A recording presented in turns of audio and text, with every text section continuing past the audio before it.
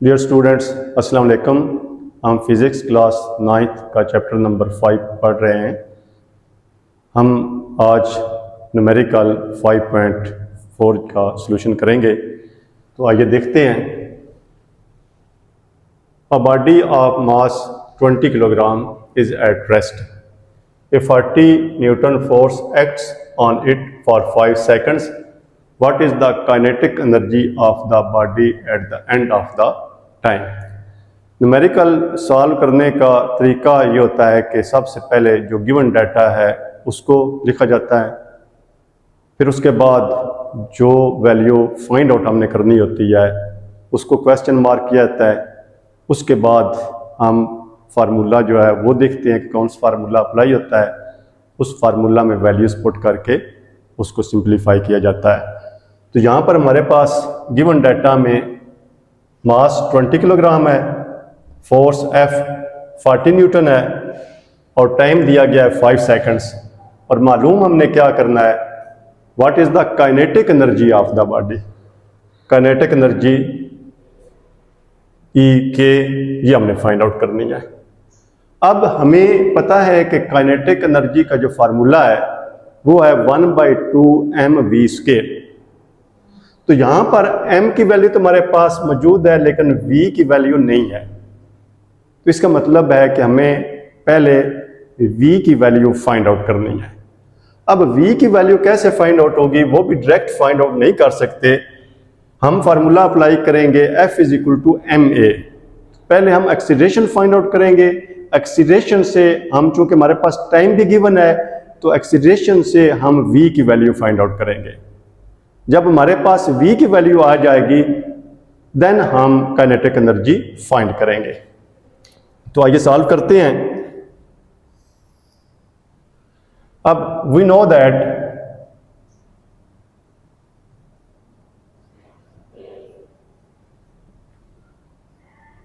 F =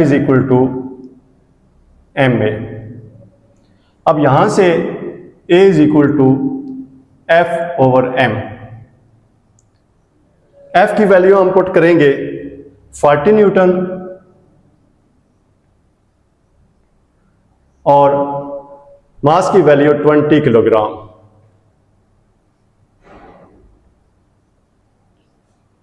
और ये 2 Newton पर किलोग्राम यानी 2 metre per second square acceleration की वैल्यू आ जाएगी। जब एक्सीलरेशन की वैल्यू आ गई, चूंकि हमने फाइंड करना है काइनेटिक एनर्जी, तो काइनेटिक एनर्जी का फार्मूला 1/2 mv² है, तो हमें एक्चुअली वेलोसिटी चाहिए। तो अब चूंकि यहां पर t की वैल्यू हमारे पास मौजूद है 5 सेकंड्स और हम जानते हैं कि A = v/t। तो यहां से हम v की वैल्यू फाइंड आउट कर सकते हैं। v = A × t। तो v = A की वैल्यू हमारे पास आई है 2 metre per second square multiply t की वैल्यू हमारे पास 5 सेकंड्स। तो v की वैल्यू हमारे पास आ गई 10 मीटर पर सेकंड। ये सेकंड की पावर -2 और सेकंड की पावर +2 -2 पावर आएगी। तो अब हमारे पास वेलोसिटी की वैल्यू आ चुकी है। हम इजीली काइनेटिक एनर्जी फाइंड कर सकते हैं। तो काइनेटिक एनर्जी का फार्मूला हमारे पास है 1/2 mv²। वैल्यूज पुट करेंगे 1/2 मल्टीप्लाई m की वैल्यू 20 kg मल्टीप्लाई v की वैल्यू 10 मीटर पर सेकंड और इसका स्क्वायर लेंगे 10 मीटर पर सेकंड स्क्वायर। ये 1/2 मल्टीप्लाई 20 मल्टीप्लाई 10 का square 100।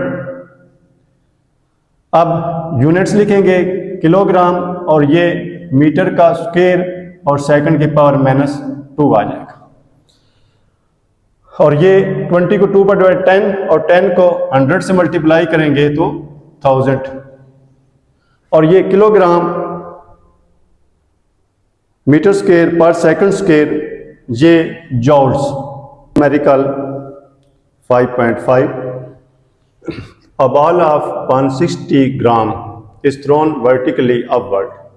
The ball reaches a height of 20 meter.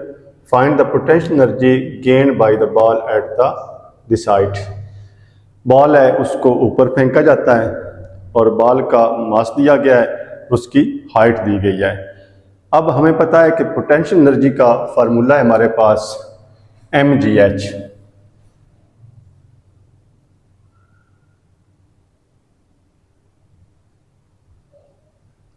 अब पोटेंशियल एनर्जी फाइंड आउट करने के लिए हमें मास चाहिए, जी की वैल्यू चाहिए और एच की वैल्यू चाहिए।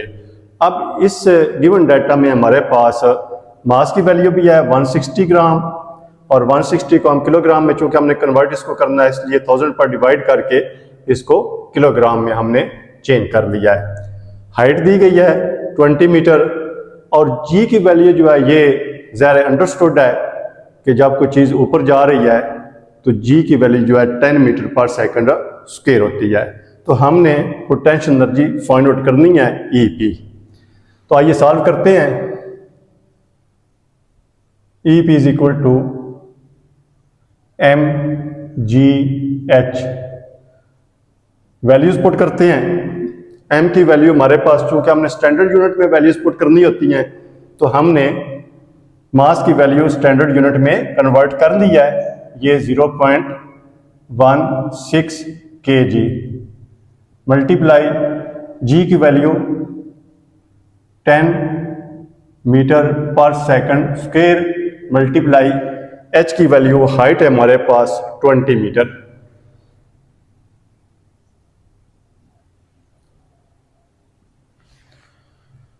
सिंप्लीफाई करेंगे 0.16 kg मल्टीप्लाई 10 और 20 को मल्टीप्लाई करें 200 मीटर स्क्वायर पर सेकंड स्क्वायर। अब 2 को 16.16 से मल्टीप्लाई करेंगे और ये आ जाएगा हमारे पास 32। और ये चूंकि 2 पॉइंट के बाद 2 डिजिट्स के बाद इधर पॉइंट है और इसलिए ये 20 हम यहाँ पर नहीं लिख रहा है। तो ये किलोग्राम मीटर स्क्वायर पर सेकंड स्क्वायर और ये 32 जॉल्स, ये इसका सलूशन आ जाएगा। हमारा नेक्स्ट न्यूमेरिकल 5.6 है। A 0.14 kilogram ball is thrown vertically upward with an initial velocity of 35 meter per second. Find the maximum height reached by the ball. कि ball है उसका मास दिया गया है, उसको ऊपर की तरफ थ्रो किया जाता है और उसकी इनिशियल वेलोसिटी दी गई है और हमने उसकी हाइट फाइंड आउट करनी है। अब यहाँ पर गिवन डाटा मास मालूम है हमें, initial velocity V I 35 metre per second है और ये 2 वैल्यूज जो हैं ये क्वेश्चन में दी नहीं गई लेकिन ये अंडरस्टूड होती हैं कि जब कोई चीज़ हम उसको फेंकते हैं ऊपर की तरफ, उसको थ्रो करते हैं तो उसकी जो ग्रेविटेशनल एक्सीलरेशन की वैल्यू होती है वो -10 मीटर पर सेकंड स्क्वायर होती है।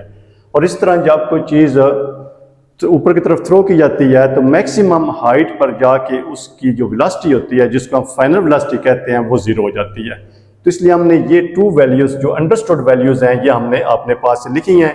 जी की value -10 metre per second square लिखी है और फाइनल वेलोसिटी वी एफ की वैल्यू 0 मीटर पर सेकंड है। अब हाइट हमने एच फाइंड करनी है।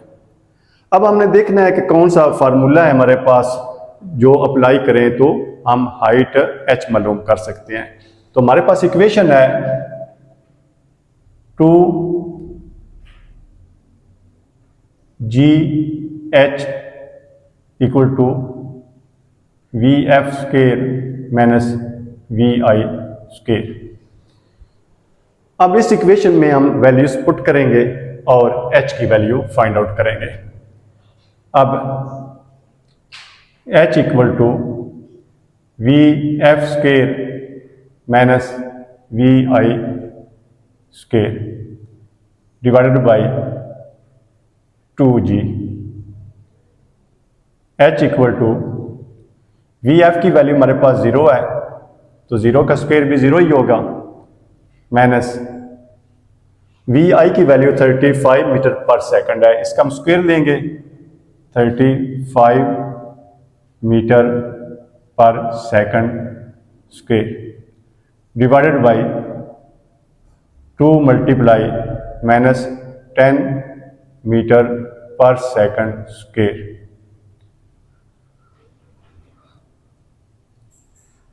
अब ये माइनस बाहर आएगा और 35 का स्क्वायर, यानी इसको हम 35 मल्टीप्लाई 35 करेंगे और ये मीटर स्क्वायर पर सेकंड स्क्वायर आ जाएगा डिवाइडेड बाई ये 2 multiply minus 10 minus 20 metre per second square. अब इसको डिवाइड करेंगे, माइनस ऊपर भी माइनस है इक्वेशन में, नीचे भी है माइनस, ये कैंसिल हो जाएगा, खत्म हो जाएगा। 35 मल्टीप्लाई 35 ये 25 बनेगा डिवाइडेड बाई 20 मीटर, ऊपर मीटर स्क्वायर है नीचे मीटर है तो ये मीटर आएगा और सेकंड की पावर -2 ऊपर भी है नीचे भी है, कैंसिल हो जाएगी। अब इसको डिवाइड करते हैं, 61.25 मीटर इसका सॉल्यूशन आएगा।